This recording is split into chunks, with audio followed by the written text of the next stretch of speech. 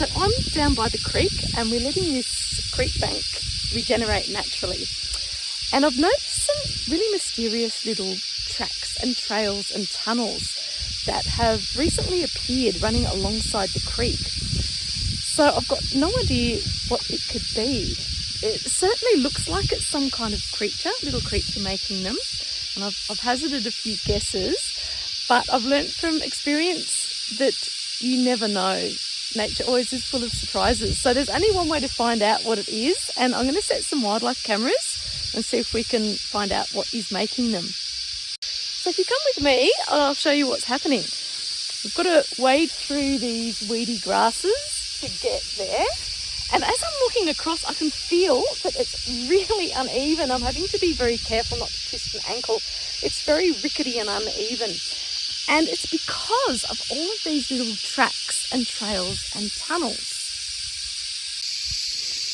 So it doesn't translate terribly well to video, but hopefully you can see here this little network of tracks and burrows. And this looks like quite a deep little burrow actually over here. So it's very different. There's so much going on in this little section as opposed to the slashed area that's behind me here. So we're leaving some of this area slashed or mown, partly to keep our lovely neighbours happy so that it looks a little bit civilised. So you can run across that mown slashed area really easily. There's not a crevice or a crease in the ground. It's smooth as silk.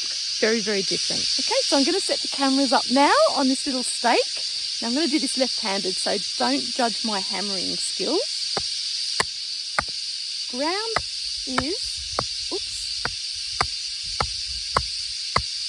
quite soft, partly probably because of these little burrows. Okay, I'm going to put another camera up by this old wombat burrow as well, because that looks pretty interesting. Okay, there we go. Camera's all set. So we're going to leave that a couple of weeks and come back and see what we've got.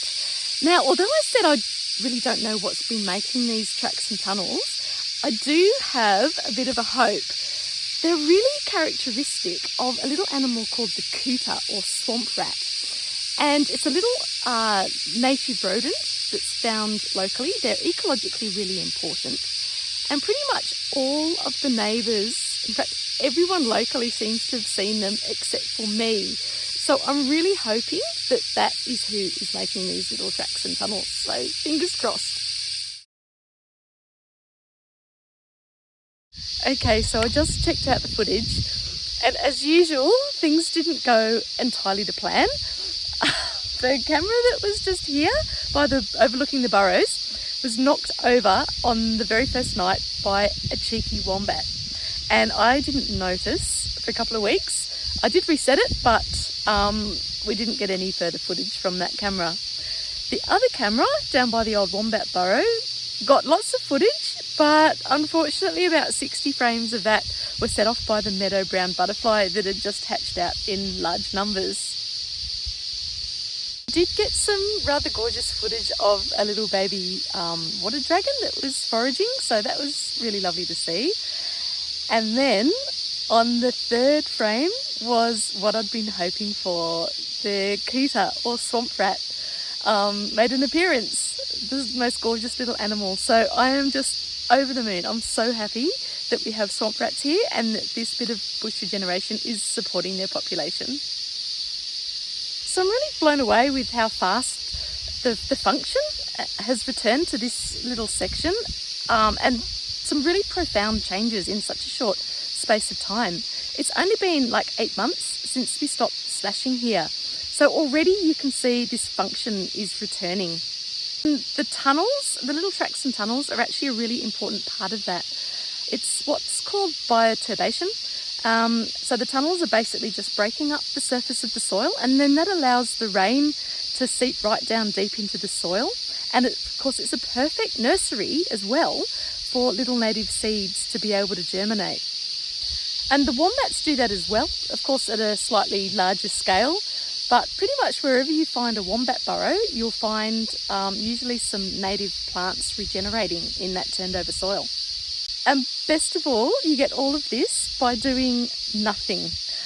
It's such a great lesson in the really fine, but I guess really important difference between managing nature and supporting it. If we'd mulched and planted here, we would have missed all of this really important activity that's coming up and seeing the changes. There's quite a lot of little native seeds that are popping up already. So if you can undertake natural regeneration, it is a very, very powerful thing, and it supports biodiversity at all 3 levels. So the plants that are returning to this little section will be exactly suited to this microclimate and to this aspect and to this point in time and space. The individual plants that are coming up here are descended from the plants that have been growing here forever. So that's supporting the genetic diversity of the local species that are found naturally here. And they'll be characteristic to this exact part of the creek, which changes as it meanders through the valley. Every little corner has a different vegetation community. Species diversity is returning as well, as we've seen in the video of all of these little animals that are returning to this section. It's just so gladdening, so heartwarming, and so much fun. So thanks for watching, and keep it wild.